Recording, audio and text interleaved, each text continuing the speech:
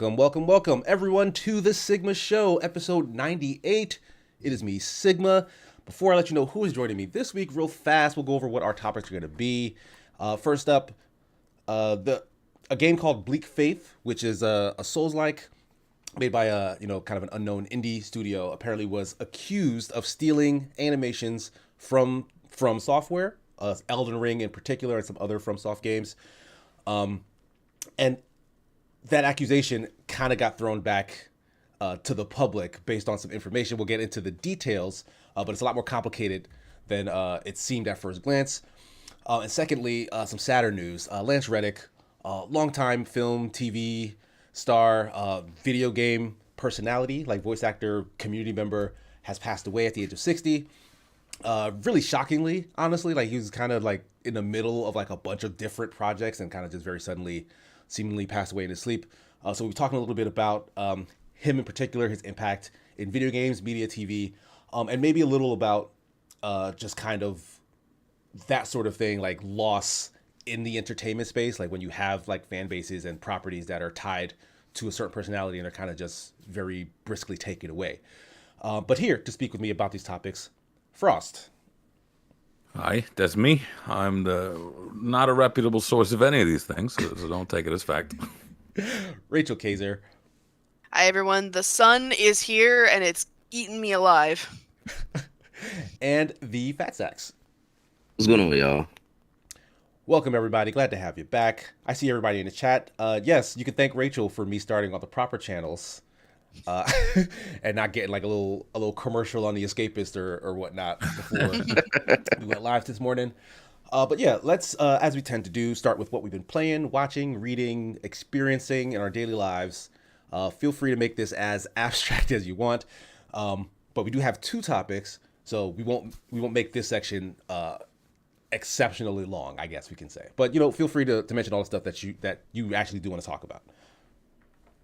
Anybody feel like going first? Yeah, I think that's lucky for me because all my stuff's under embargo, so I couldn't talk about those. Tends to be the case. Yeah. So on the side, I just been starting the entire MCU, all from Iron Man all the way to whatever it is that we're on right now. It has been a journey.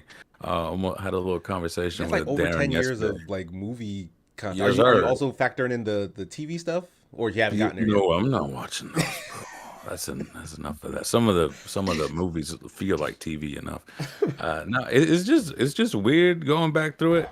Getting like a newfound respect for some of the movies that I didn't really vibe with when I was like 10 years younger.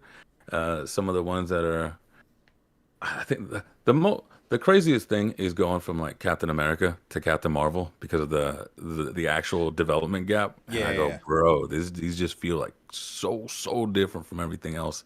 And then realigning with what I thought. But I'm finally getting to the parts where I kind of just stopped watching. I think that's like right behind Black Panther.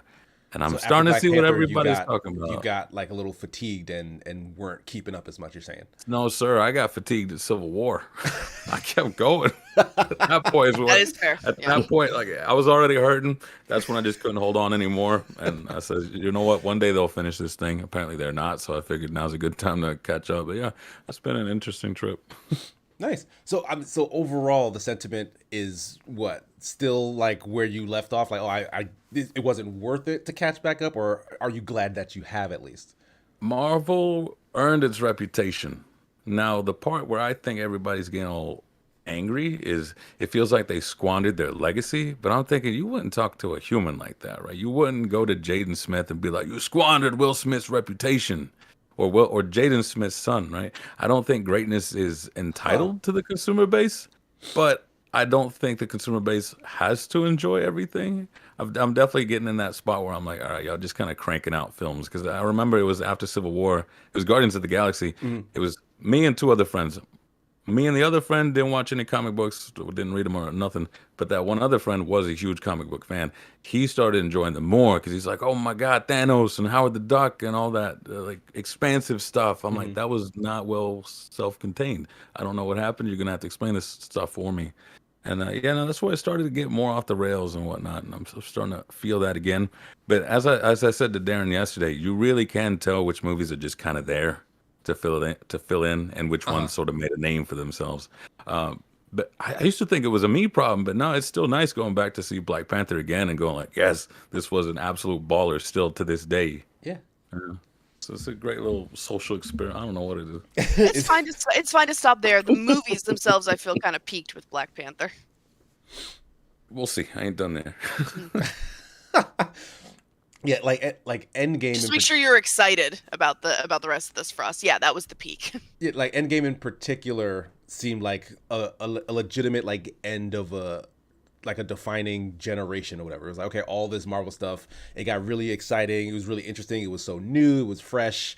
And then Endgame was the cap. Everything that came after that has kind of still like, because it was tasked with kind of building up the momentum to do another Endgame. Like, we're not there yet. Yeah, I noticed that. It was after, I can't remember. I think it was at Guardians of the Galaxy where I said that they stopped getting so self-contained because you got Iron Man in a cave fighting against his former CEO, co-CEO, or whatever. Now everything is, we gotta save the world. We gotta save the world. Yeah, and the that world scale we is need out of saving whack. for the past 20 films. I don't know, it's crazy. Yeah, and every single new group of character, because like every superhero movie is not just usually the one hero. It's usually, let's throw in these other 3-4 obscure characters. So it's always a team, and they always have to save the world / galaxy / universe. It's too big. It's too big. Who are these people? Yeah, phase 1 really tight, going into what was it? Avengers. Phase 2 going into Ultron, I believe, but then it just feels like, for lack of a better word, it's what the anime fans call filler, where it's like you're stalling for time. Yeah, you're yeah. dragging it out. I don't think it's the right word in the same sense as like, oh, we're waiting for the manga to finish so we don't catch up too soon. I get that, but it feels like the quality does feel a little filler-esque. I would like to say something about the next phase of the MCU, but I don't want to spoil it for Frost. Oh, you Like have the at it. sort of current say, okay, cover your ears, Frost. But I'm not liking the way they're doing Kang in this phase. Because I feel like they're trying to replicate Thanos and it's not going to work, because I thought what they were going to do with Kang, and I don't want to punish a series for not doing what I thought they were going to do, but what I thought would be fun about Kang is that once he's like properly gets going, there's so many versions of him to sort of like, you're basically like trying to kill a Hydra with Kang. Yeah. And I thought that would be fun if like in every movie, like there's just like he's just there, like some variation of him is just there always, but not necessarily always the main villain of the piece. Just, he's like sort of like an omnipresent, voice and face all over the place. And also that's the best use of your Jonathan Majors. But yeah, my concern is just that they're trying to like force him to be the outright villain. Yeah, per se. Like And he's the main guy who they are talking to, dealing with, and who is getting his own hands dirty, rather than a puppet master, I guess. yeah, and it's I'm not making him less. What's the word? Yeah. Dangerous feeling? I don't know. Yeah, it's like you're obviously trying to replicate Thanos, and that's not gonna work here, because one, we already had that, and two, it's well, not only do we already have that, but also it doesn't really fit the character to me. It doesn't really seem like that's Kang, but he's more insidious than that. Were you like a big comic fan? Like, are you familiar with Kang before his introduction to the movies and stuff? I will admit the most I've seen of Kang is in the Young Avengers comics. I think it was. Yeah, because I did not hear about Kang whatsoever until Loki.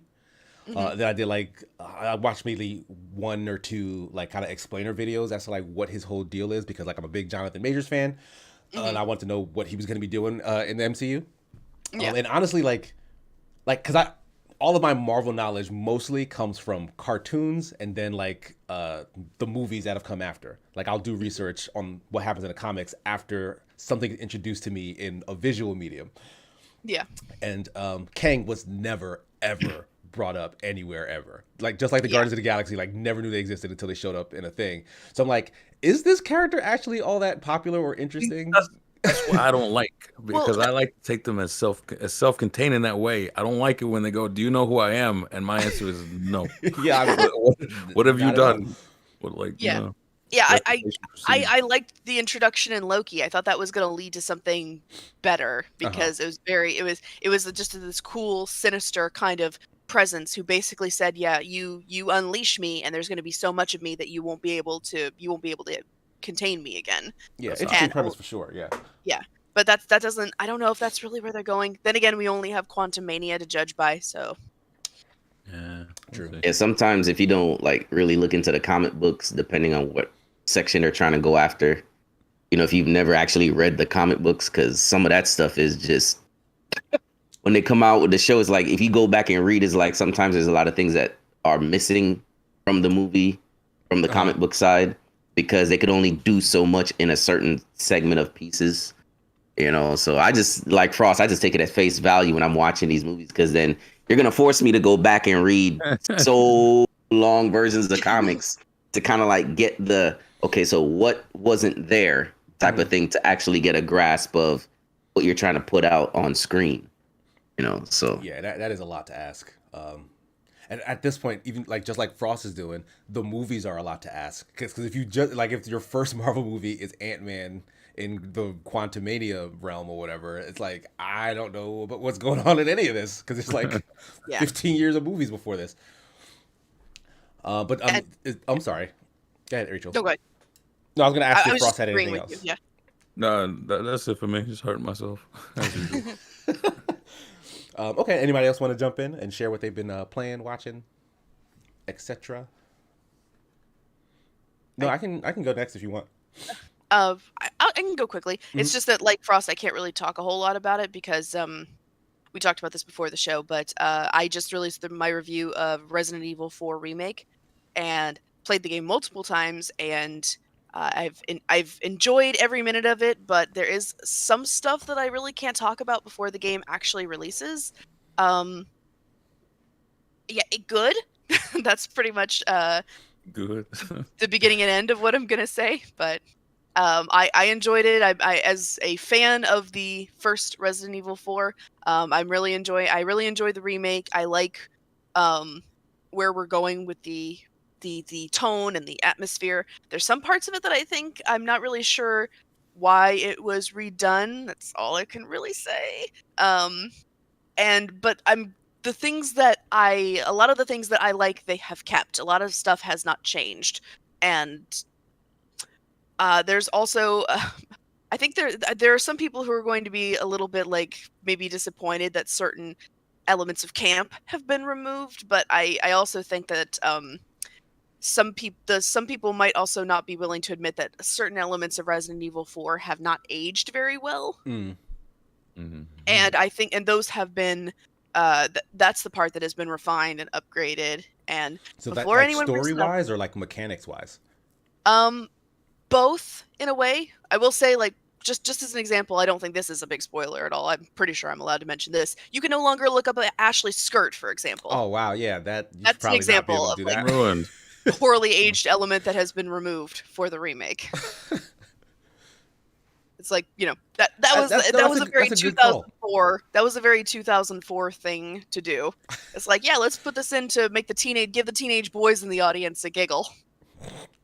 Now All it's they just like, fight their zombies. 2023. It's like, looking up the skirt of a 20-year-old girl is not the look we're going for right now. Especially when you're supposed to be protecting her from a village full of parasitized Spanish people. Yeah, it just sends mixed signals. Yeah. Oh, I guess the other thing I can say, I'm glad they've properly set it in Spain this time. If you remember in the original game, I think they were trying to avoid offending the Spanish, because they just said it's a rural part of Europe where people all just happen to use pesetas and all speak Spanish. It's like it's Spain, dude. But the problem is they also had everybody speak with very obvious Mexican accents. Yeah. I So- seen Marty's playthrough. I was like, these are Mexicans. Mexican. These aren't Spaniards. These are Mexicans. And that ended up not pleasing anybody because, of course, the Spanish are like, we don't sound like that. No, they don't. I So do. this time, I'm happy to report everyone speaks with a proper Castilian Spanish accent, and it sounds Nice. really nice. Nice. There's even, and again, this is not a spoiler because it's in the trailer, there are several references to Don Quixote, which I just assume all Spanish people talk about and know Of back course. to front. He's like on their money or something, right? Exactly, yeah. But yeah, so I enjoyed that. I guess I can say that one thing where I'm like not afraid of spoilers. I've also been playing Like a Dragon Ishin Yes. and Wolong Fallen Dynasty, both of which are out. Ironically, I have no need to spoil either of those because, but There's barely yeah. any coherent story in Wolong, so I don't know how Exactly. you spoil it. No, there's nothing to spoil. I liked Wolong, but I'm not a Soulsborne fan anyway, so it's more a case of like, this is yeah, it's great. I want a refund. Well, I don't like Game Pass. Yeah. No, so figuratively speaking, not literally. Okay. But it's like, oh, this looks great. This looks fun. No, thank you. That's fair. Especially if you say you're not like a fan of that kind of thing. Anyway, it was aping Sekiro more so than any of the Souls or Bloodborne types games, but yeah, which is ironic because Sekiro is my favorite of From Software's games. Sorry, Elden Ring. Sekiro can handily own that crown. I feel like I think it is still my favorite FromSoft thing. Yeah, so I felt like that's the reason I played it was because I thought, oh, I love Sekiro. This looks a lot like Sekiro. So, but then I played it and I'm like, it was lightning in a bottle for Sekiro to even grab me as a Soulsborne, and again, you guys know me. I'm a Bayonetta, Devil May Cry action person. So it made sense for Sekiro to come in and, be like, hey, come look at this thing that you don't ordinarily like. But yeah, so that was lightning in a bottle. I didn't, I thought maybe Wolong could capture it again. Didn't really happen. And nothing much to say about Like a Dragon, except I didn't know we had karaoke in the Edo period. Apparently that's a deal. It's so silly and ridiculous. That's why I love these games. Because that's just like a one-off, right? Like that doesn't have its own set of games. No, it's so weird because you have these historical characters played by the same modern day actors who play the characters in the main Like a Dragon series. So you'll be playing through it and you'll spot this character who was in Yakuza 0, this character who was in the Yakuza Like a Dragon. That's really cool, actually. Yeah, so you're kind of recasting these characters, sometimes as like people who actually lived in the time period. Like Kiryu is playing Ryoma Sakamoto, who is an actual person who lived in that period of time, and looks nothing like him, by the way. But I'm willing to make that. I'm willing to overlook that. I don't need historical accuracy in this game because I'm not getting it. Like that sounds like just a really fun side story. Like they was like, oh, we have all these, because I think most of like the cast of the Yakuza games are real actors that they they cast and put into the game. So it's like, okay, so now this actor is just playing this character in this other thing, but in the same anthology universe, whatever. Like that's a neat little diversion. I've never really gotten to the Yakuza series, but I love how goofy and wacky it is. Yeah, and it's still goofy and wacky, even though everyone wears period clothing. Nice. As for watching, the only thing I will say is just that I was watching the latest episode of The Mandalorian, and I don't know if anyone else has seen it, so I won't spoil it. But basically, halfway through the episode, my husband turns to me and says, "This is cool and all, but where's my son?" Where's my son? So that was our attitude. The entire, he's like, "Okay, yeah, this is a great backstory. Where's my baby?" Grogu's getting too big for his own show. Apparently so. Even though it hasn't really done a whole lot this season so far, but we're only 3 episodes in, so I'm confident. I mean, Disney must know what they have there with that. Like, it's a merchandising gold mine. So, well, I mean, I feel like it's just obvious that they originally did not intend to have him in this season.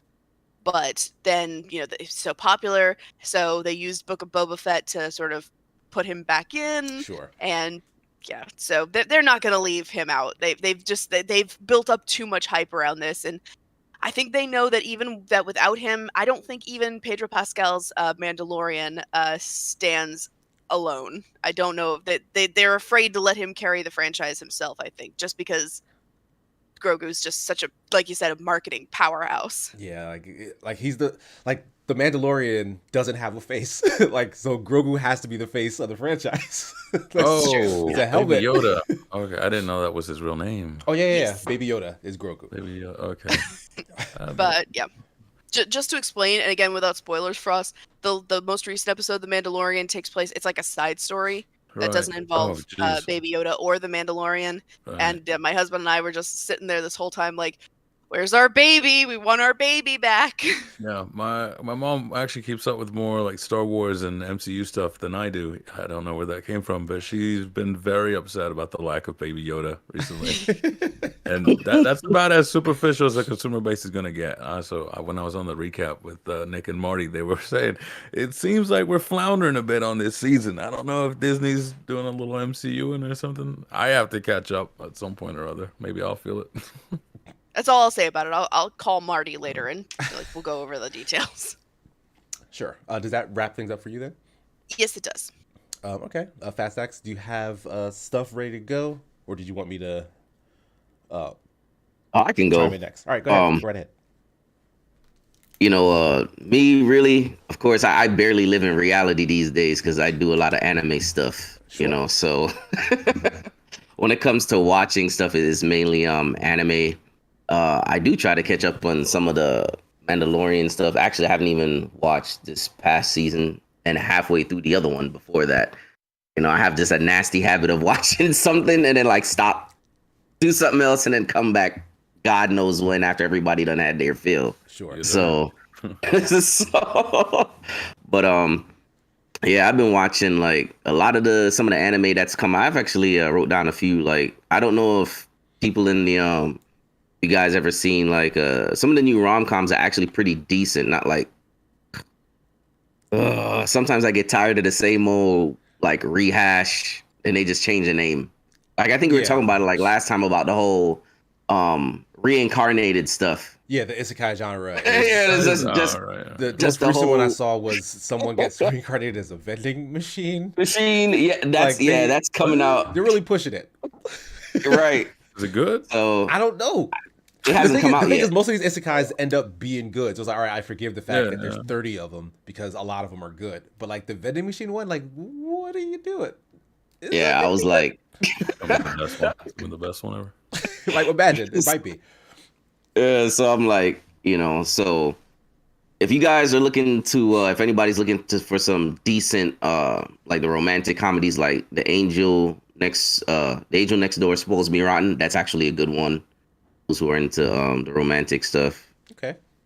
Orima is another good one. More Than a Married Couple But Not Lovers is another good one. I think I've seen some stuff from that, like some clips of that. So, yeah, those three, in my opinion, are they're pretty good if you're into the whole like, the guy and the main character's like wishy-washy type of deal, and the character development and how, when it comes to the women in there, it's actually pretty good how the way they do those three, and they're very much different, but like I say, in my opinion, they're pretty good. Ningen Fusion, Adventurers Who Don't Believe in Humanity Will Save the World. That's actually a new one for this season. That's actually pretty good. Malevolent Spirits. Title, yeah, the title. Yeah, it's like you have like two sentences for a whole paragraph. Look, I mean, this like is the a whole thesis of the show. We're just gonna use that as a title. So, but that's actually pretty good though. It has the whole. That's how they keep getting away with this. Is that the shows end up being all right? Yeah, just the title kind of throws it off, but the show's actually pretty good for what it is so far. Malevolent Spirits. I don't know how to pronounce the end of that. Monogatari. Chopped and screwed that one up, but Malevolent Spirits is actually a good one. Of course, a heavy hitter, Classroom of the Elite, and Devil is a Part-Timer. Oh, that's coming back. I watched the first one for Devil is a Part-Timer. There's actually a second season to Devil is a Part-Timer. It's already out. Oh, I only saw season 1. I didn't realize. Yeah, there's a second season, and all these are on Crunchyroll, by the way. Nice. So, Classroom with the Elite is it finished its second season, I believe, like a while back, but it's of course I don't name all the heavy hitters that people kind of know about per se, but these are some of the underlining ones that people might not know about. that are pretty Yeah, I decent. appreciate the shout outs for these because like that's usually where I like to like. Sure, people are always talking about the big ones, and I try to catch up on them. But like, I like finding like little gems in the rough that like Right. nobody knows about. You gotta be careful with those, though. I say that talking to like Marty and Darren, and they're like, "Do you ever watch mainstream stuff? All your examples are from 1998." Yeah, and it's because now Crunchyroll is starting to bring back a lot of the old stuff too because of course, when they merged with Funimation. Right, yeah. But they're also bringing back a lot of the older stuff. So if you watch a lot of stuff in the like I said, late 90s, early 2000s, they have a lot of that anime on there. One of my old one of the most craziest anime that I ever watched was Dog and Scissors. The most stupidest anime. Just Yeah, never even heard of that. Dog and Scissors.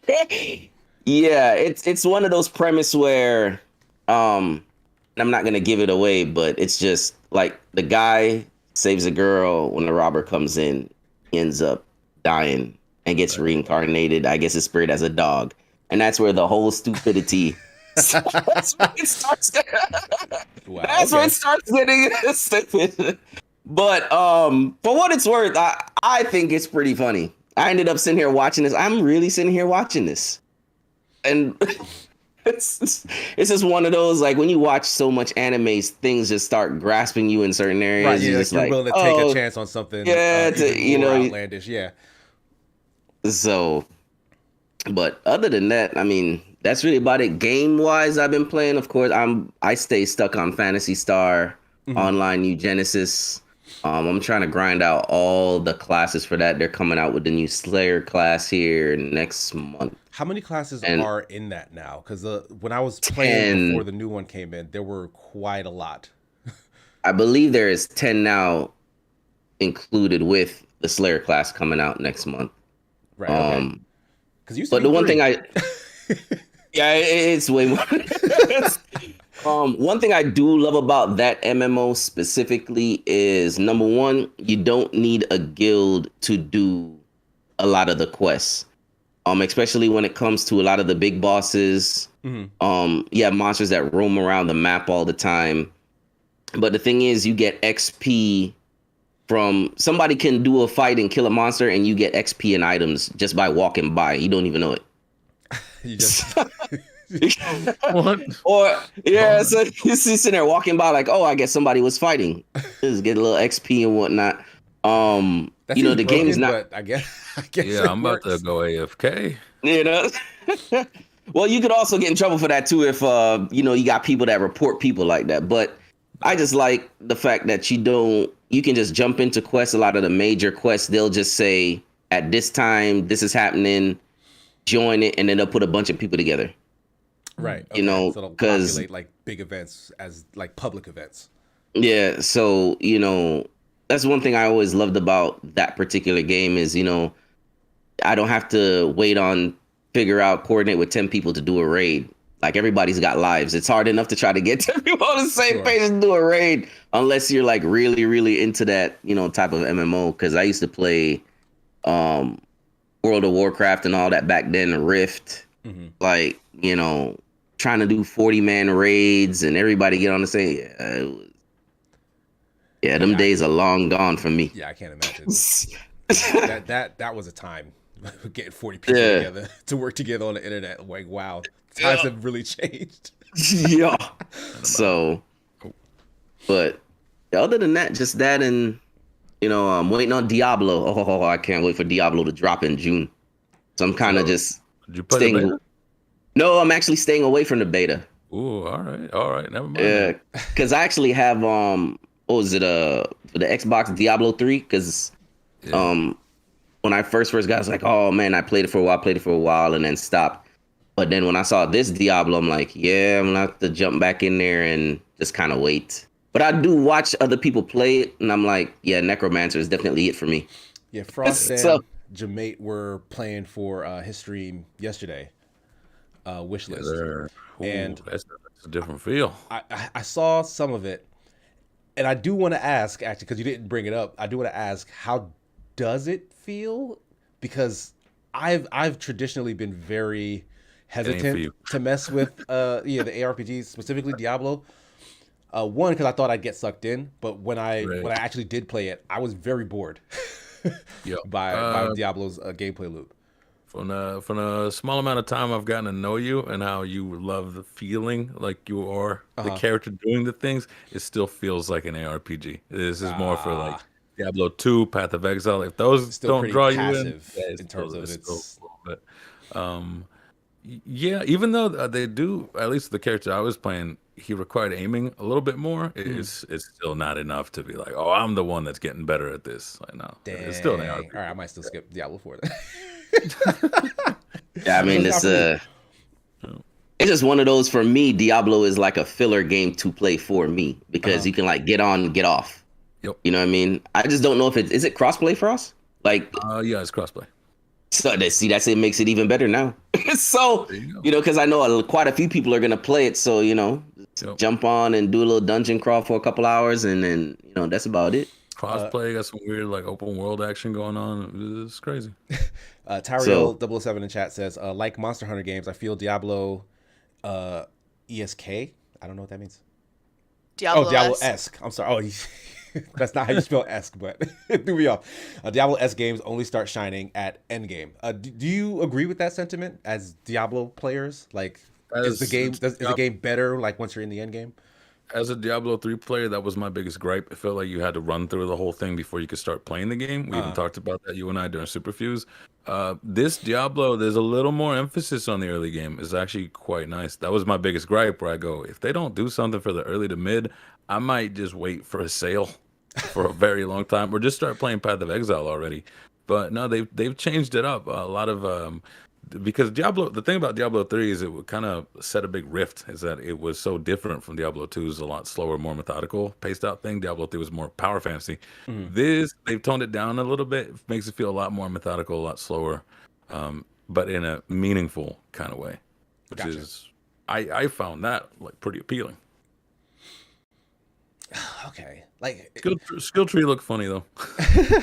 They haven't said or confirmed, but there's a good chance it's going to be on Game Pass, right? Like once this deal goes through, right? Well, that's if Sony gets off of Microsoft's ass.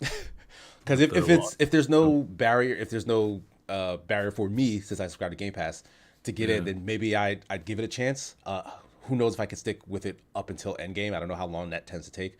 Because I do feel like, and I'll probably talk about this later when I talk about Destiny, because I'm playing a bit of that. Monster Hunter's lead up to its endgame has always been fun for me, because it kind of acts as a super extended tutorial where you get introduced to and learn the patterns of all the monsters that you're going to be hunting on a regular basis. Like they kind of get like, oh, this monster is the problem right now, so it gets a little showcase section, and then you get to deal with it and learn all its moves and stuff. But then when you're in endgame and that monster turns into like an ice variant or a whatever variant, that's when you're worried about all your endgame stats and your specific loadouts and whatever. So I'm actually okay with that. But the game has to be fun all the way through. And like, I don't know if that loop of the combat in those Diablo likes can work for me. I've only liked one so far, and that was weirdly enough, the Warhammer. I can't remember what it's called, but it was a Warhammer ARPG. No. And that one actually felt like I was in that game playing it. Chaos Bane. Thank you, Tyriel. Yeah, Chaos Bane. See, for me, Diablo is more like, I like the dungeon crawlers because I played quite a few of them over time. And to me, it's just, like I say, for me, Phantasy Star and Diablo, it's like games where you can just get in, you can get end game gear, and it's not like really that difficult to get end game gear. You just run around, you kill stuff. Hopefully it drops, depending on what the drop rate is. It's pretty much the end of that. It's just time, what I mean? Right? Like you invest the time. It's just time. Yeah, it's just a time consumption of playing the game. So, but it's not like you're gonna miss out on anything. That's the catch. You're not really gonna miss out on anything if you don't play the game. Let's say if you play the game when it first starts and then you don't play it for 4 months. Are you really gonna miss anything? No. Oh. So you can easily pick it back up and start playing again. And that's like, I haven't played Fantasy Star for like a year. I really just got back into it heavily because I was like, all right, let's just level up all the classes, because there's really, like, I didn't play like Elden Ring or Sekiro. I haven't played any single player games in over a decade. Jesus. I've literally have played nothing but MMOs, multiplayer games, stuff like that. It's like I just kind of switched gears because well, I'm not paying all this money for a single player game to end it, beat it, and call it a day. Yeah. So I've, just me personally, I've just stuck with a lot of games that either will have like a continuous flow to it, and it doesn't have to be nothing significant for me personally, because, with the way my life is, I like to just jump in. If I can do stuff, grind stuff out, and I'm not like losing any kind of pace, that's good enough for me, so, but everybody has their different flavor when it comes to games. So, that's just me in particular, I think that's fair. I like that. I like the spreadsheets. Like even in fighting games, I like frame data. I like all that kind of stuff more so than just the Hadouken again. But yeah, I respect them both, but this is definitely like, it's still an ARPG. It's a Blizzard ARPG, no less, which is more so. I wouldn't say that they're any lesser than any others, but Blizzard's known for their polish and for their user accessibility. So it's a little toned down, but still, fans of Diablo, more Diablo. Yeah, and there are many, so they'll probably. I don't know. The people who were looking forward to it seem like they were having a good time with it, so that's what's important. There you go. Does that wrap things up for you, Fast Axe? Yeah, I'm good. All right, so yeah, like I mentioned a little earlier, I've been still messing around with Destiny 2. Like, I don't get a ton of time to like just play that. But I finally was able to get on with Superman Jeff, and we were doing like some of the legendary difficulty story missions together. And that game's still stupid hard. I've read a thing that said that Bungie made that stuff harder because people were complaining about easier missions or whatnot from the past seasons or whatnot. Funny. And the thing is, I remember Destiny was always a pretty challenging game, but like this feels like a little unfair in certain aspects, but it's still manageable because the missions checkpoint you where it's like, all right, you can respawn endlessly in like the lead up to a particular area where they task you with a mission, and the mission will have like sort of like extra mechanics in it. Like the one we were doing last night was like we were in this really, really big like coliseum. It was like an arena, and like all the enemies were spawning like down in the pit, and we were like kind of in the rafters, like shooting at them. But there's an orb that spawns like in the dead center of that pit, and somebody has to go down there, grab it, and get it back up. And the enemy resistance is so massive that that's not an easy task. Like you really need to like split up task, thin out the herd, and they respawn endlessly. So like you only have a time window after you've taken out a bunch of enemies to go in there and actually get back. And I want to say it took us about 2 hours on just that section, because we were cruising through the rest of the missions where you can respawn endlessly. But that one only gives you 2, and there were 2 of us. So like, you could only die twice in that mission before you had to start over from the beginning. And just that section alone took us 2 hours to get through. And Jeff, like he plays Destiny a lot more than I do. Like we're both vets from like playing it for years and years, but Jeff has continuously played it. Like I'm coming back, he's like trying to teach me, put these things in your armor, make sure you have this sort of stuff, infuse that, blah blah blah, to try to get me to stop dying as much. But we were still both dying a lot. So like that just goes to tell you, like they don't have any remorse or sympathy for their player base. Like they want to punish them. Wow. I feel like a lot of content creators probably like cruise through too much endgame stuff. So now this is the biggest middle finger. Like, shut up. Yeah. Like, stop getting to the end so fast. Yeah, it's these people whose job it is to just kind of consume content going, wow, it's too short, it's too easy. They're not close to the rest of the community. How does the rest of the community feel, Yeah, but see, that's the funny part about some of those games. And so I said, like, some of those games I just can't play because you have to have like a tight-knit group of people that play something like that all the time. Then you got to get gear to drop all the time. And like, if you don't stay up on it, you're gonna miss out on like certain this, certain that.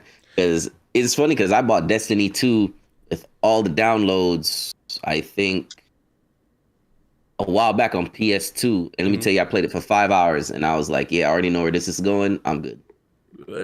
I was like, I already knew where this is going. And it's like, I get what you're saying. Cause yeah, Destiny 2 in particular used to be very guilty of that sort of, the story mission stuff is throwaway.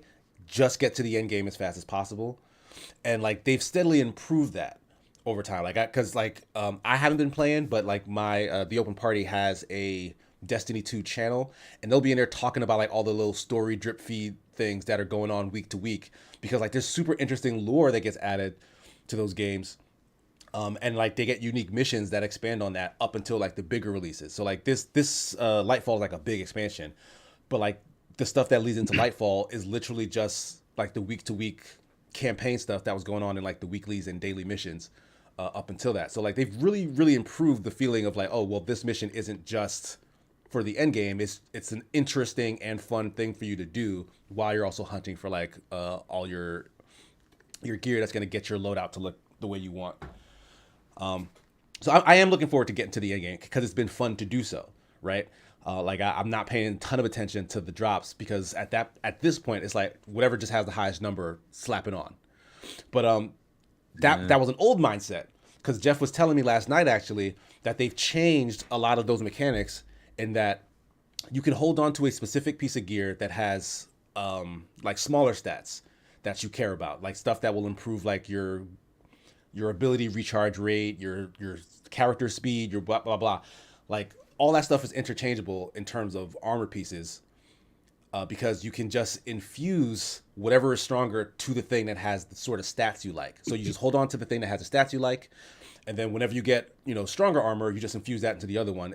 There's a consumable resource, but you get a lot of those as you're doing missions and whatnot. So it's not like a big cost to do it. So that really took away I can actually, before I get to the end game, start to think about my build.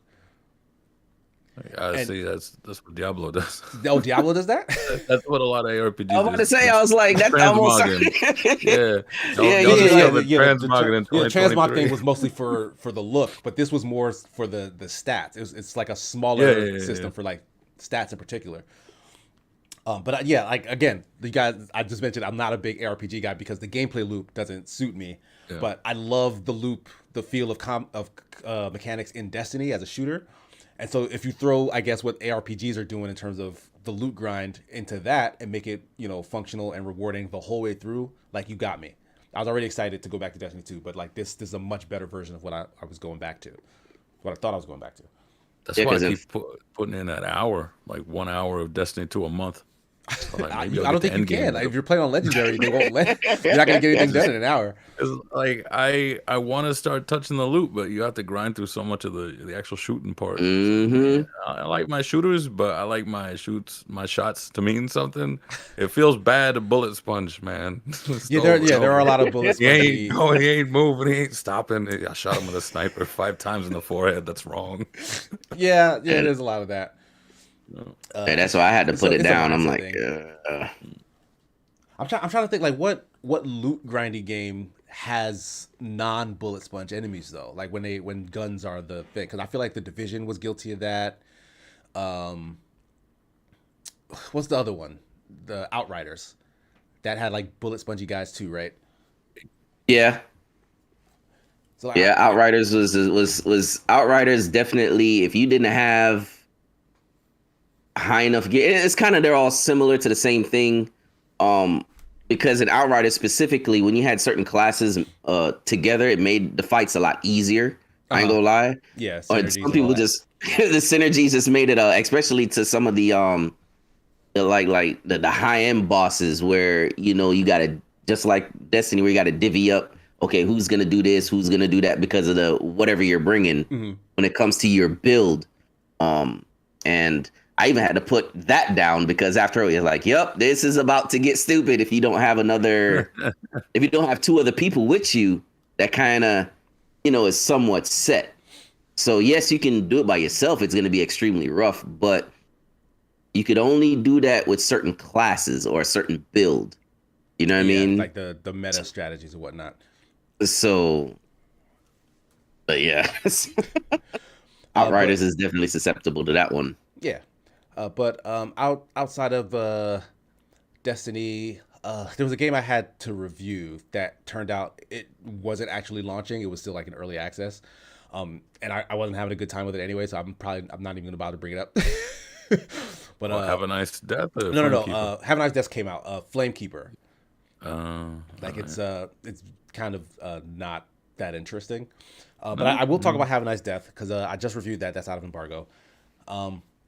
That had a long tail as well, right? That was an early access for a really, really long time. Got tons of feedback. They put a Yeah, bunch of demo's stuff been in out. it. Yeah. Yeah. So like there's a lot of game in that game. It is a rogue it is a rogue like in the sense that you don't carry over anything. All you do is add items to the pool. So like as you go on more runs, you have the possibility of getting more or different things to use on your run.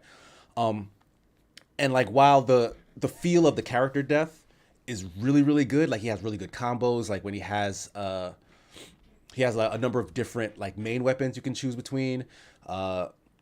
A lot of the side weapons and spells that you can equip and use on runs all feel fun and like they look powerful and they're cool or whatever.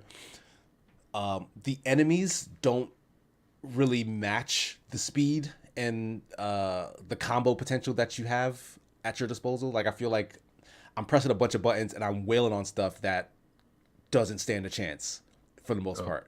Did they fix the juggling? I played the demo where like you could kind of first hit would kind of knock them up, but they were out of range to continue anything, so you kind of had to wait or jump for them. I was like, that was a little strange. Yeah, I didn't notice anything like that I in guess terms I of like fixed it. Yeah. juggling, but like a lot of enemies just are in the air anyway. So like you don't have to knock them up there to juggle them. You go up there to juggle them. Yeah. Like the trick is you staying in the air because you're using a particular combo that you can loop or whatever, right? So like all that feels great as the character death, but it's like there's no real danger to the rank enemies for the most part. Like dashing around, dodging around them, and there are projectiles and attacks, whatever. Like it's not super challenging, but the flip side of that is the bosses are like the bosses Yo. have really fun animations, like really cool attack patterns and stuff that you can get used to. And I really only wanted to fight and deal with them, but it takes so long to get back to them because it's a roguelike. Like if you die to the first or second or third time you come across a boss and you're trying to learn its patterns, for you to then have to go through 30 to 40 minutes of BS enemies or two other bosses that you've already beaten before you get to the one that you're trying to beat, that just really takes the wins out of my sails in those kind of experiences. Welcome to roguelike Metroidvanias. I was it? I Some reviewed of the them do it well. Like what was it? Shovel Dead Knight. Cells. Shovel Knight Dig Shovel Knight. came out Is that a recently. rogue? I thought that was Yeah, just it's a roguelike. Metroid. It it it basically gives you shortcuts. Like that's the thing. Like it costs you money, so you do sometimes have to like grind a little bit to get up enough money. But for the most part, just playing the game normally and going through the levels will give you enough money to just buy your way back to a point where you're like, all right, this is where I'm at. This is where I want to move forward from. Because having to always go back through the first area and then second area, especially when there's no variation to like the first area you can go through, that feels very very annoying to me. Yeah, I'm no fan of Metroidvania roguelikes with Ks. The Ts, they do it a little better. They do Yeah, that basically. I do like Shortcuts, I do like the right lights ways. better. Yeah, the rogue legacy's there. That one did feel a little strange in that the environment seemed to never vary too much, even though it's all procedurally generated. I was like, it's a lot of this environment just to get to the boss. Get a Yeah, little burnt. yeah. So, I mean, some people might not feel as strongly as I do about that loop because, again, like the character death feels fun. The stuff you can unlock and the weapons, whatever, look cool. They feel cool, and the boss fights are dope. But I don't know if someone has like zero issue, with that loop, then you'll probably have a lot more fun with it. But in terms of what I've been watching, still trying to get through Spy Family. It's still really good. Don't really have anything to add there. Yeah. I'm trying to think. I don't think I watched. Yeah, it was a busy weekend. My fiance defended her doctorate, so she's now Yay. a PhD. Hey, Nice. So yeah, Congrats. we did a lot of going out to eat with family and stuff. So yeah, I wasn't really watching much. I watched her dissertation defense. We just Man. spent an hour talking about what we've been up to for the last week, and your fiance single-handedly accomplished more than all of us combined. Well, No offense to you three, to but be fair, it's we only true. had a week. This took her 7 years. So This is true. Yeah. Yeah, that's true. But yeah, Metroid Prime. but yeah, that pretty much wraps it up for me. So we can get to our first topic proper. Bleak Faith, we mentioned earlier. It is a Souls-like game. I believe it released into early access and not like release, right? I am blanking. Not that important though. I just assume every game's early access these days. The point being that people immediately noticed that a lot of the animations for some of its boss encounters and just rank and file enemies were very similar, if not identical, to enemies in FromSoft games. Mainly Elden Ring. I think that some of the first comparison videos were like big bosses in Elden Ring or big enemies in Elden Ring or whatnot. And so lots of complaints were lodged at this company. And they responded by saying, we just bought animations off of the Epic Marketplace. So, like, the marketplace is supposed to be, the Epic Marketplace, if you don't know, is kind of a developer, like a stock footage type thing, but for developer assets. So, like, animations, character models, objects, things like that. Because Epic, of course, makes Unreal Engine. So, like, it's an engine that you can license, but they also have this marketplace of assets and tools and whatnot that you can use to throw in your game and whatnot. So they basically just purchased a license to use this from that, but it turns out that was uploaded by someone who maybe seedily ripped animations from another game. And it begs the question, how many things in Epic's marketplace are probably being scammed like this? Because Epic really said nothing about it after this was brought to them. The company behind Bleak Faith complained to Epic. Epic kind of said that they're not liable. Like, I think their EULA says that they're not liable. That it's up to the person who's buying them to kind of verify whether this stuff is like good. But they did remove those assets from the store, but still have not really released any statement in regards to this occurrence. All around. It's just bigoted. Not all Souls likes look the same, Like that's what it's coming down to. I think that's a little janky, really. Honestly, to just go, was it releasing assets that you're not even checking yourself that you could potentially get Yeah, in like it's trouble their for and get sued marketplace. for? Yeah, Like like there's you shouldn't no be. sort of QA quality control. This must be big news for a lot of people because a lot of people know Epic from like Fortnite, but they are in the business of licensing their engine and selling these kinds of assets. It's honestly like a weird misstep, if anything. Sort of like, yo, y'all got too much Fortnite money going on right now to stop paying attention to your asset stores. They actually did release a statement. Oh, they by the did? way. Ooh, where They is it? said, it's in one of the linked IGN articles, and they reached out to Epic for a statement. Epic said, pursuant to the marketplace distribution agreement, each marketplace seller represents and warrants to Epic that they have appropriate rights to upload their content. As with any store that hosts third-party content, however, Epic is not in a position to independently verify such rights, and Epic makes no guarantee to purchasers of the content. Right. So they kind of were like, so we want the money, but we don't want the liability. Yeah, basically. Yeah. And about it. Yeah, so that literally kind of was like, you're on your own. Yeah, you're on your own type deal. If you get, that's just why put it. Yeah, that. And apparently, they not only did Epic remove the animations from the Unreal Engine marketplace, but the developers of Bleak Faith they took the animations out of the game and said that they're going to replace them because they aren't satisfied with Epic's answer. Yeah, and why should they be? It's kind of a crappy response. Yeah. Yeah. Does Epic get a cut? Certainly, this has been a huge lesson for us and hopefully other indie creators out there that assets on these storefronts cannot be purchased in good faith. And to answer your question, Frost, of course. Of course. Yeah, and that is the issue, right? Is that if Epic can't confirm that the stuff that's in their store can legally be used, then why use their store? Like if someone wants to make a game and they want to, make money off of that game, why open yourself to that sort of liability? Like it's now too risky. Well, see, they don't want to pay somebody the money to go in there and verify the stuff. They get 12% revenue share, by the way. That's the split, is an 88% to the developer, 12% to the revenues, to 12% to the store. So is it that it's not, like, Epic doesn't make enough money off of this for them to care about curating it? No, they just don't care. They just I don't think there's any. I don't think there's any amount of money that would get them to care. Yeah, they just want the money.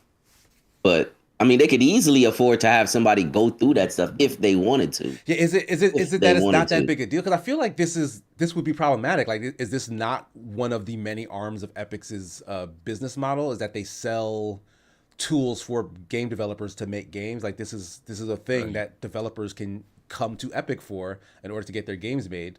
If they don't kind of take care of it, like, won't people stop coming? Do they not care about that? I think it's because there's really no way for them. I mean, what are they supposed to do? Do they take the animations and then like run them against every game ever made? It's very. I think it would be very difficult for them to like.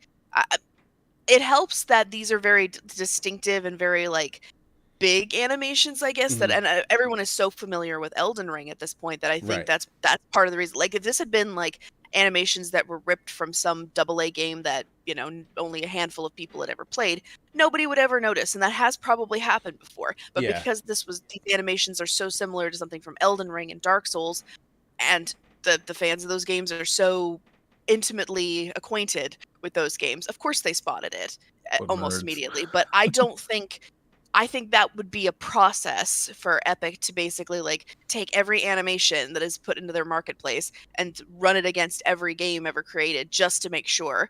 And also, I think it would, because even if you came up and said, hey, these look way too similar, I think it would be really hard to be able to prove plagiarism in that case. You'd have to prove that they somehow took that animation like from somehow the game. Like breached like a company's security and like or ripped the whatever, or modded it, or like used a they modding went into tool. the code They said, because they said this was probably taken with a modding code.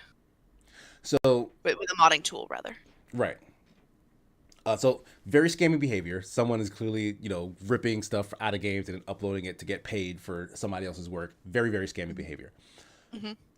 But it does kind of beg the question, like the point you're making, Rachel, how difficult it is to basically say like, oh, this is plagiarism, this is somebody else's work. Even though if you license the thing, like you're taking an amalgamation of other people's work to put into your game. Mm-hmm. I personally don't believe this.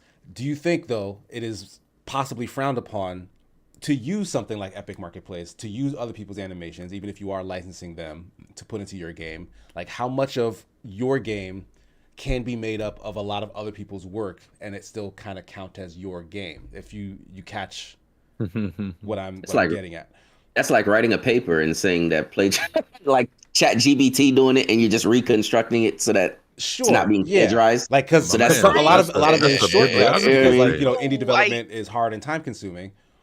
But like, at what, like, is there like a line where it's like, all right, this amount of extra outside assets is okay, and then this amount isn't? I mean, I think if you pay for the right to use them in your game, then that's perfectly fine. I mean, they're already paying to use. I mean, game developers don't build their own engines, so you're already licensing someone else's product in order to build your game for the most part. I mean, and almost every game developer does that. It's very rare that somebody actually a studio actually uses an in-house product to build their games. So, and by the way, the developers of Bleak Faith, who I can't remember the name of the development studio. Yeah, but, it dropped out of my brain for some reason. So Archangel. Archangel Studios, yeah, what Frost said. They are 3 people, and that is about it. That's on the smaller side as far as studios go. But I really, and like you said, making games is such a big process. I I don't see the harm in taking what you think is a good, a marketplace of what you think is, and again, like you said, Fat Stacks, like what you said, I think that the developers go into it with the good faith assumption that Epic has already curated this, and Epic has done their job to, or what you think is their job to, what one would assume would be to their job is to verify all these assets are available to use and are not plagiarized. So I really don't think there's anything unethical about that. I mean, people outsource game development all the time, especially such a small studio. And I think as long as you pay for the right to use it and you credit them properly, I don't think there's anything wrong with that. It's just in this case, it happened to be assets that appear to have been plagiarized from another game. Right. Which in and of itself, it's like, I have to ask, like, is that even like making something that looks very similar to another game? Is that even? I mean, I have my own. Yeah, that is the next question I actually wanted to pose. Like, because, okay, so on one hand, it's like it's actually fine. Like, it should be encouraged to kind of use assets from other people, other creators, whatnot, with proper credit, of course. So, what about the other side of that? Should we be more lenient in terms of seeing these sorts of copycat animations or homages? Like where does that line blend? Because a similar issue, I don't know if anyone saw a particular monster in EA's Koei Tecmo's Omega Force's Wild Hearts game had a very similar animation to a monster in Monster Hunter. Like there was a side by side. Clearly, Wild Hearts is trying to be a Monster Hunter. It copies a lot of elements from that game wholesale. But this was a straight up animation for a monster that looked sort of similar, doing kind of the exact same attack. Right, credit. I don't think there's a problem with that. You know what I mean? The thing, I guess, that is the fine line is when it looks exactly like when two separate games look exactly alike, or you're trying to, like we look at it, like I said, with the Elden Ring and this one. Like if you put them side by side and everything exactly is alike, that's where you're gonna have the issue. But if you're just changing it up a little bit, say, look, we're using this, this, and this, but the whole premise is a little different. The way how, the fights and everything, the choreography is a little different. But when it comes to be like the same exact thing, I think is where you have the problem. But, nowadays, like, there's always going to be a big hub, as Rachel said, for developers to go, okay, I want to try to use this, buy this, use this, in order to develop a game or however you want to create your game. People will always feel there are probably a lot of games out there that are similar. A lot of games out there are probably similar. It's just that's true, right? But that's what I'm asking, is that line, because when Genshin Impact was first unveiled at I don't know, this, like, was it a Chinese or was it the Tokyo Game Show, or no? It wasn't the Tokyo Game Show. I don't think it was Tokyo Game Show, but there was some like overseas like trade show where Genshin Impact first got shown off, and the gamers revolted because it looked so much like Legend of Zelda Breath of the Wild. Folks were like destroying PS4s and whatnot and calling for like the heads and the devs, whatever. This was for Genshin Impact, which came out, has done gangbusters, and yes, everyone realizes it is very similar to Breath of the Wild. But yeah, the climbing animations look a little similar, but like that's just what climbing looks like, maybe. Yeah, like so you can only make them climb so many different ways. Like Lammy in the chat was mentioning, like, oh, like what if someone had like a copyright on like walking animations or sitting animations? Like, should you be allowed to copy something that on the surface is like, all right, well, this is basic or everyone does it, but like someone still made that, so should you still have to credit them or license it from them? Like, I feel like this is kind of a gray, blurry. Man, it's kind of like the Nemesis system, no? With Warner Brothers, you're allowed to make one, you just can't call it that, and you can't use the same process they do. Funnily enough, Shadow of Mordor was also accused of the same thing when it came out. Was it? Yeah, one of the developers of Assassin's Creed 2 came out. I believe he said something like, "Hey, look, apparently I made a Middle-earth game." And so right, when somebody, because Middle-earth gameplay was very Assassin's Creed, yeah. Yeah, and somebody asked him, how he could possibly know it's the same animation, and he said, "I spent years looking at Assassin's Creed 2. I know it when I see it." And but he acknowledged there's no way he can ever be reimbursed for that, and he's not even entitled to be credited for it. Right. I think when it comes to like basic stuff, you can't really like what Lampy said. Like when it comes to like walking, say there's this stuff that's just like okay, there's no way you can, you know, really copyright or license any of certain animations that are just basic.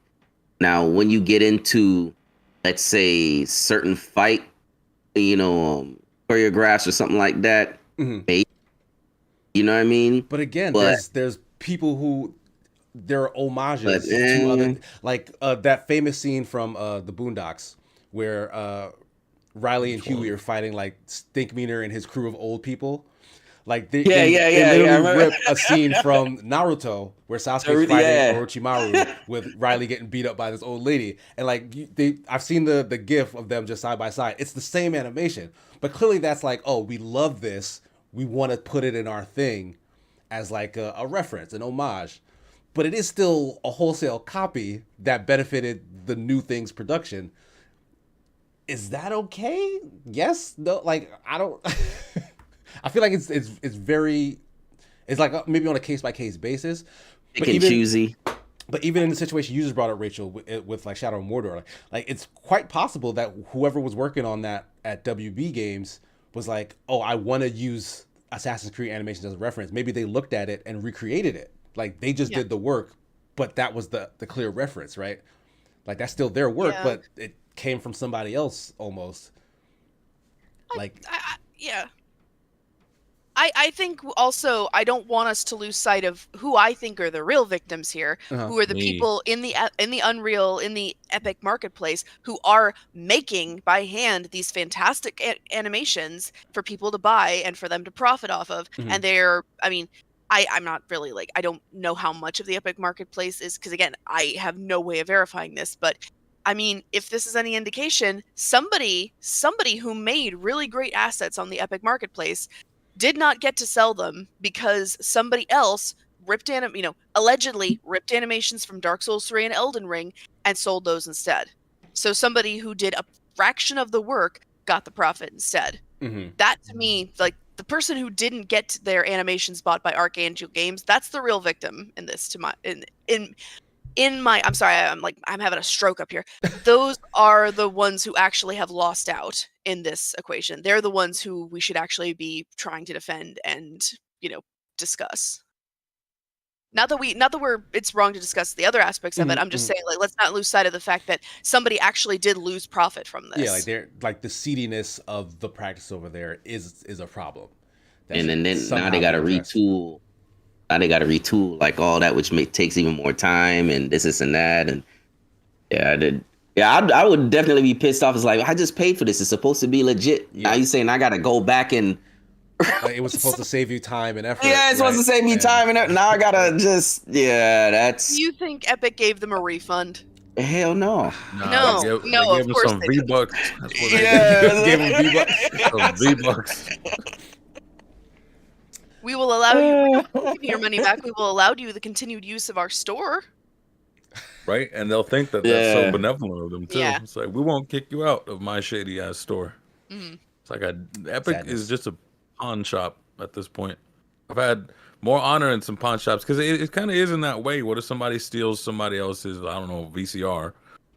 Some of you kids don't know what that is. Steals a VCR. I still got two of them. Ourselves right? Here. I literally think you're the youngest person here. Probably. You buy a stolen VCR. If the cops show up knowing that was stolen, you have to give it back.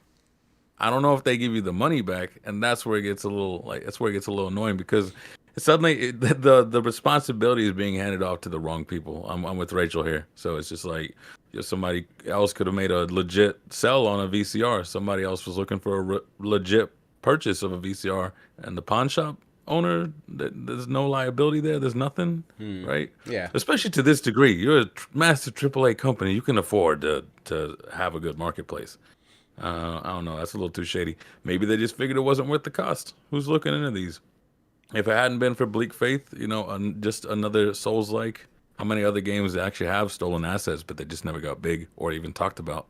Yeah. In the end, I don't even think the game actually did well, stolen assets or not. Yeah, like it's only just kind of released, so I think And I've seen a lot of people say, hey, I like the developers being upfront and honest about this, and I'd buy their game anyway because I like the cut of their jib. There's no such thing as bad publicity, Frost. I really don't Yeah, think like so. I probably, this game would not have probably reached my radar or had this conversation in regards to it if this hadn't happened. So like maybe serendipitous for them, but for Epic it's just another drop in the bucket of them becoming too massive to care about their own products.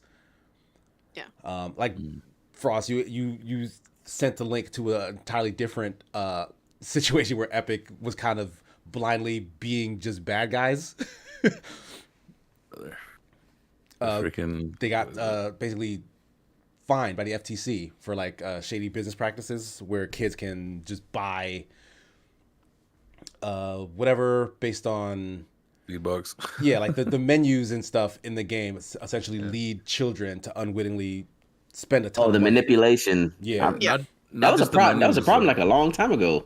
Yeah, but this is like the first time that they're actually smacking down on it and actually going Wow. fuck your UELA. Because that's the biggest Shoo. thing. It's like Yeah. they signed for it. I can't be held responsible. It's like no, at a certain point you got to be held to some sort of you got to be held to some kind of responsibility. I'm just more impressed that they actually done it because this opens up for more due process. Like that's the weird thing about courts. Until somebody does it, there's just no precedent. Yeah. Somebody has to set the precedent before they can use the precedent. So you're just kind of waiting on who's going to pull the trigger. Exactly. Yeah. Well, I think. Yeah. Go ahead. Sorry. I was just gonna say, I think in that case, part of the reason the FTC cracked down on it is because Epic Games actually retaliated against people who asked for refunds. That is true. Or Yeah. chargebacks, They or would, like, disputed their cancel charges their rather. accounts even or something. So, I mean, if they had just like given the money back anytime somebody had asked for it, I don't think the FTC would be as up their butts as they are now. But because they retaliated to a certain degree, insofar as they were able to, I think that's part of the reason the FTC came back against them as hard as they could. $245 million is nothing to Epic. I think they could pay that off and still be in the green for the next year. Easily. Yeah. So, but insofar as they were able to, the FTC did try and come for them. I think Epic's going to be the EA of the 20s. Oh God. I don't know. It's hard. Kids. love 'em. 2012, worst company in America was EA. Yeah, that Who was we giving stupid it up though. to? Like EA was doing bad things, but they shouldn't have been voted the worst. Well, They beat out Walmart, bro. wasn't that voted on by people who like just who didn't even work for EA? I find that suspect a little bit. Yeah, it was like I Commissioner. think it was just like a poll or something. It's like the Popular Razzies. internet poll. Yeah, it's like the Yeah. Razzies. Yeah. Which is fine, but like I don't know if that was like legitimately like a bunch of like Glassdoor reviews or something collected together to Like Golden come Yeah, up with that. definitely not. No. Right. But interestingly enough, because when it comes to Epic and all those kids buying, V-Bucks and this and that, that's always the issue versus like, let's say 2K or stuff like that. When you're having a developer that's dealing with kids, it's kind of serious. The kids don't know like what they're like, I'm just going to press this button. Next thing you know, you spending $1,000 on God knows what. Like that's Yeah. happened a ton of times in Apple's app stores. The know. thing that's odd Facebook. about it is, like Rachel mentioned, is Epic kind of being like shitty about the situation. Like kids will purchase stuff on the internet, and when you call the company, like, "Oh, I didn't actually mean to do this. My kid bought this $30 worth of thing, whatever." They'll take their digital whatever back. Sometimes they won't. They'll be like, "All right, well, we'll chalk it up to whatever," and then like give you the money back. That has happened with my son, who's pretty technically savvy. Like I warn him about like spending money, and I put in parental controls to like stop him from doing so. Every now and then though, he'll buy like a movie or a TV show on Amazon Prime, and like I hit up Amazon and say like, this was an accidental purchase. They remove the content, they send the money back. But you watched it. Yeah, like why is that part so difficult for Epic? Well, because Epic deliberately removes those, like, because you say, like, I've put parental controls in place. Great. Epic has deliberately, like, downgraded the parental controls, or at least not fully implemented them to the point where sometimes it's impossible for parents to properly supervise purchases that their kids make on the Epic Games Store. It's designed that way. There's a reason that, that a lot of the, there was some stuff that came out about Facebook/Meta a while ago that showed that they were deliberately like designing things to make it easy for kids to make lots of purchases, because it turns out that that's a, I mean, because I mean, just not to get too inside baseball here, but I think I have the right co-stars here to talk about this. But that the whales, the big spenders in games, are the ones who fuel most of the game's profits and progress. And there aren't as many adult consenting whales as these companies would like. So they basically find ways to turn children into whales without the kids being aware that that's what they are. Right. And that's the shadiest part about this whole thing. Yeah, so I mean, the fine is well deserved. Yeah. But I don't know. These kids need LimeWire. bring it back. You guys remember those? Bring it back, like, yeah. Downloads, yeah. Yeah, like figuring out what the real link to press was. All the other, it's like 9 viruses, but 1 real link right in the middle of something. Like, that's what the kids need. Share Bear. LimeWire, VCRs. We're really aging ourselves here. It was a different time. This was hardened us for the internet. My mom always being like, "Watch out for those strangers and what they say on the internet." Now she's the one that's following Facebook in by the kilo. Like, Mama, you don't understand. You never got a virus that was labeled as stan.mp3 feet Eminem. Okay, but I think that should wrap things up on the first topic. We'll move on to the sad news of Lance Reddick's passing. I guess we can start by maybe talking a little bit about in what ways Lance Reddick's his roles in terms of like media and games and whatnot have affected you personally. Because like, unlike a lot of like famous people, Lance Reddick was sort of like all over the place and well loved. Like in the majority of like the places where he's recognized from, like he has fans. Like people are like, "Oh, I love him in this or that." And he's always had like the super positive online persona. He's always been like super engaged with like the people who are fans of the stuff that he's been in. So like just a real kind of like bright spot in like Hollywood. So it was very, very jarring when I read that news that he had passed away. So I do kind of want to just go over some of I don't know, I guess like positive thoughts you guys have about him or his career, if you have any. I don't want to put you on the spot if you're not like a Lance Reddick fan, and it's fine if you're not.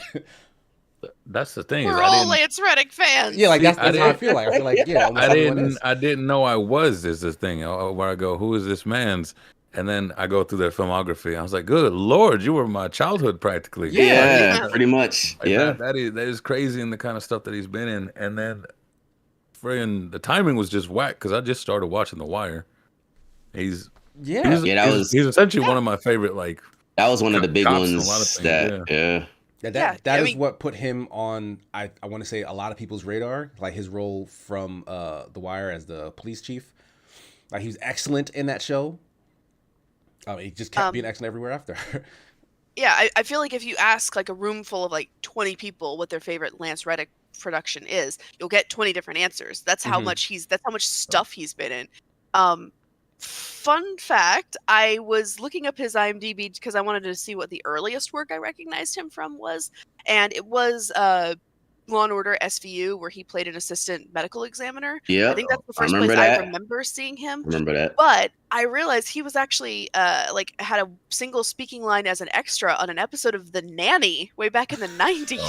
I actually went back and watched the episode because I was like, Lance Reddick was in this, and he is. And he plays it. It's an episode where Fran is trying to become a weather girl on a TV station, and he plays the guy who like cues her in for her interview. And I went back and I was like, holy crap, that's Lance Reddick. That's really how cool. Far back. I was 6 when I first saw him. Yeah, I used to watch a lot of The Nanny, so I might have peeped him in that episode as well. But what catches me is like a lot of these cats are dying early in Hollywood. That's what gets me. Like now it's sudden. Yeah, you have people living in like 80s, 90s, and we're talking about people that are in this type of lifestyle where they're dying early, and it's like, That's the part that gets me. Yeah, it was so unexpected. Out of nowhere. It also could be just like, this is just speculation, but the amount of stuff that he was in right around now. Because if you go in his filmography and just see how many posthumous releases he's gonna have, like he might have been busy. He was like That takes a toll on your body. Like a lot, like overworking even maybe. I mean, I don't know if I'd say overworking, but actually, to me, this indicates that this was not necessarily a problem. Whatever. I mean, I don't want to speculate about how he died. I think that's in poor taste. But I will say, like, the fact that he had so much going on is what tells me that, whatever happened, it was not something he and his family could have anticipated. Right. Yeah. Right. Because you don't book this many projects when, if you're sick. Right. Yeah. So, I mean, hell, he's going to be in John Wick 4. He's going to be in Percy Jackson and the Olympians. He's going to be in the Horizon DLC. Little John Wick spinoff for his character. Like, it's going to be a lot He likes of like so many things that literally release like just like in this month or the month after. Like Destiny 2 that we were just talking about. Like he voices Commander Zavala, who from Destiny 1 he's been a part of his community. Like he's like I'm gonna miss Lance Reddick. Like freaking Khalif Adams from the Spawn on Me podcast. If anyone knows him, I follow his Twitter. He on a whim was talking about how he himself does not get Eric Andre, the comedian. And so like in response to that message, I sent him one of my favorite clips ever online on the internet. And it's from Lance Reddick's appearance on Eric Andre, where he basically does a little sketch where he's dressed up as an amalgamation of a bunch of LeVar Burton roles. Like he has like the visor on his head and a communicator on his chest, but he's dressed as like Kunta Kinte. And it says like, I wish I were LeVar Burton. It is so stupidly funny. At least to me, like somebody might watch that and be like, I don't get this at all. But it's so stupidly funny to me. And apparently that was all like mostly just Eric Andre and Lance Reddick kind of coming up with nonsense on the spot, and then Reddick just ad-libbing this sketch. And like it's one of my favorite clips ever. Me, Jeff, and Blue like will repeat the like we'll quote it to each other all the time just to make us laugh. And I had just posted that to Khalif Adams, like, hey, check this out as an idea of like what Eric Andre is like, because Lance Reddick was on it and like he was super hilarious. Only to kind of get this news that we just won't get any more of that. Like it's really like he was so ubiquitous with just pop culture, in video games and movies and TVs in all genres, sci-fi. Like he was in Fringe, like police drama. He was in The Wire. Bosch. That was also kind of crime drama. Bosch, yeah. He was in 50 Cent Blood and Sand. Blood on the Sand. That's what it was. He was in that game too. He was in everything. I mean, he was also in Lost, but everyone was in Lost. Oh. Yeah. Like he was just in that Resident Evil TV series. I love that because like he's the only actor I can think of where he's playing a character whom he does not resemble from the game appearance. Mm-hmm. Like if this had been anyone else, like people would have like probably thrown a big old fit. But right, yeah. Because video game fans don't like that. You didn't get that with Lance Reddick. But someone said, and playing Albert Wesker, Lance Reddick, and everyone was like, okay, yeah, we're cool with that. We're cool. Like folks on the internet who usually get up in arms was like, this is what I'll give a pass to. So like that kind of just tells you how well loved he is just everywhere he showed up. Agreed. Exactly. Certain people don't have that, that pass. Right. You know what I mean? So being able to do certain things like that and people still accept it, it's like, yeah, we good. I mean, he's done so well as a voice actor because I completely forgot he was on Castlevania. Yeah. Show? He was the boat captain. Oh.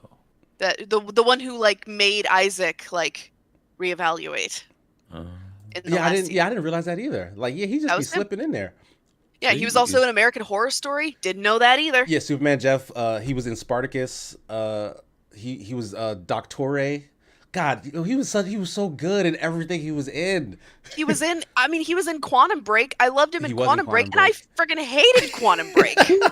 Ooh, nah, you talk about an old series there, son. Sheesh. It's been a minute since I seen that one. Quantum Break is. He was in 5 episodes of DuckTales. That's awesome. That is wow. This man is so cool. Oh man, I'm gonna like miss him. yeah, he's really gonna be missed. Like for the things where like he was, you know, pivotal in his roles, like in the next John Wick, for example, or going forward in Destiny, like I can't imagine him being replaced, right? Like it's almost like a Chadwick Boseman situation. It's like there's gonna have to be like a big pivot because of how pivotal he is to like those franchises.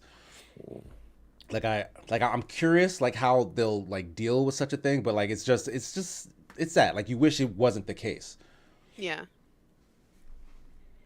Like, I don't like there was a bunch of news stories. Even in our Discord, some folks were like, "Hey, because of this, we want to jump into Destiny and like go pay tribute to Zavala's character because of Lance Reddick." So like they were paying vigil next to him. Like they were doing emotes with like candles and hugging each other and like sitting down and kneeling next to him. Like it was really beautiful, and like there were like really nice words from Bungie and the studio after his passing. And Lance Reddick's Twitter, I'm not sure who was behind it, like maybe a family member, but they posted that you know, they saw the stuff and like they were very moved, especially by the Destiny community, because Lance Reddick was a big part of the Destiny community.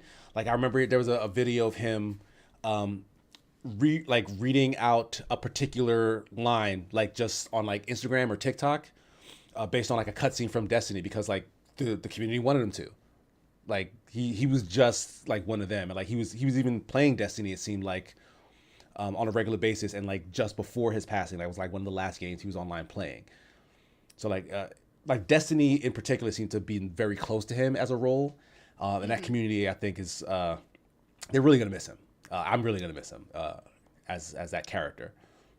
Yeah, the statement's from his wife, and it says, "To the thousands of Destiny players who paid a special tribute to Lance, thank you. Lance loved you as much as he loved the game." Yeah, it's real sad. But like he brought joy in his work, right? Like for the most part, like every time I look at most of the stuff he does, especially that Eric Andre clip, I'm gonna be very joyous. So I do just I don't know if you guys have any other things you want to add to this, but we could probably wrap up on this kind of bittersweet note. Like what an awesome human. Yeah, genuine folks like that. It's especially in Hollywood. It's you know, when they gone, you really take a, especially, you know, when you, as the ages as we are getting older, you know what I mean? It's like you have a real appreciation for art and people, that the amount of work that they put into a lot of stuff that they did, these games, you know what I mean? It's like, man, you really don't think about it until you start going down that list. Yeah, like, that's the thing. Like, golly, like we can look back now and be like, yo, he was loved. But like while he was here, I genuinely hope that he knew at least a fraction of like how much he impacted like so many people with like the work he's done. Right. Yeah. And I feel terrible. I it's such a hard time to be, but you know, my heart goes out to his wife. I hope she's doing okay. Yeah. But on that note, we will wrap up today's show, unless there's any other words to add. Ross, anything coming up that you want to plug, or any handles where folks can catch your content at? Let me see here. My reviews. These are some cocky developers we've been having, because these embargoes are long, son. Like it's gonna be a while. Until then, you got a cold take on The Escapist, talking about there's an art to making unlikable characters. That's a fun one as I work up on the next one. As far as the content anywhere else, I've been stewing. I've been kind of taking a little time off as I rethink some content. So maybe be on the lookout for the. I'll plug it when it's done. No problem. Rachel, how about you? Anything coming up that you want folks to check out? Well, I'm doing, I don't know if you can see this, it's my Stay Golden Sunday shirt. Nice. But I have another episode of another post of Stay Golden Sunday coming out today, and I have Masonry Monday tomorrow. So we got a full complement of that. And yeah, just pay attention to my Twitter, because everything is going through there for the moment. And got some GamesBeat stuff coming up next week. Probably won't be as big as the Resident Evil 4 remake, but hopefully once you all get to play it, I'll get to talk to you about it more. Nice. You meaning you, the royal you here, so Yeah, you like, guys and all the everyone, viewers, everyone. Sure. Once release day comes, we can finally talk about it. Sorry, go ahead. No, perfectly fine. Fast X, how about you? What do you have coming up? Where can folks find you? But you can find me at YouTube and Twitch, still grinding out that Fantasy Star. But also, if you're looking for anime, www.dfatstacks.com. Anything anime wise you're looking for, if you're looking for it, most than likely I can find it. So that's, and I have an event here. What is it, next week, Thursday and Friday? So I'll be prepping for that. And I travel around the state doing events, selling anime and stuff, and hopefully in 3 or 4 years I can start going to different states and that stuff, cons and stuff. That's one of my dreams to do. So yeah, I wish that for you. I hope that comes to pass. As for me, you can find me at SigmaGears9 on Twitch and Twitter. Later today on the Open Party channel, Superman Jeff will be joining me for more Super Smash Sunday.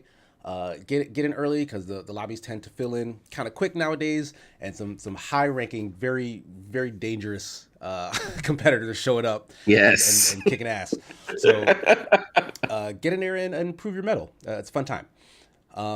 I have a review for Have a Nice Death up on Escapist now. You can go check that out. The regular Escapist streams throughout the week. So if you're following the Twitter, you'll usually see some sort of post about what's coming up next. So I won't run down the whole list. But next week is the 99th episode of this show.